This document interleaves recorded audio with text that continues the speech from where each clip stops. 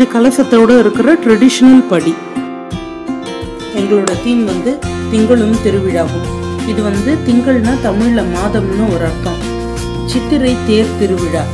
சித்திரை தேர் திருவிழாலாம் மதுரையோட தேரை நாங்கள் சிறப்பாக சொல்லியிருக்கோம். இதில் காஞ்சி 3 பேர் அவள் நின்று ஒரிஜினல் தேரோட அந்த குதிரையெல்லாம் காட்டி வச்சிருக்கோம். அடுத்தது வைகாசி விசாகம். இதில் வந்து அறுபடை வீடும் கவர் பண்ணி விசாகம்னாலே முருகனுடைய பிறப்பு பற்றிங்கிறதுனால அதை அப்படியே காமிச்சுன்னு வரோம். அடுத்தது ஆனி திருமஞ்சனம்.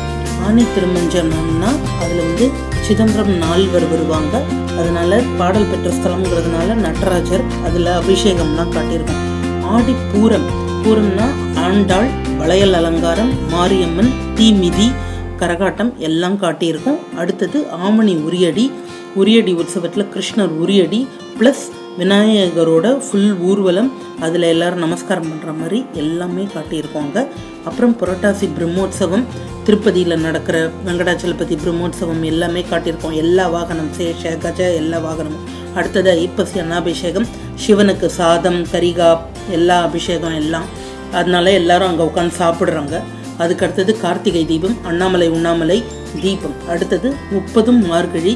எல்லா நாளுமே அங்கே நடக்கிற உற்சவம் எல்லாம் காட்டுறோம். வைகுண்ட ஏகாதசி முதற்கொண்டு தைப்பூசம் காவடி எல்லாம் எடுக்கிறாங்க.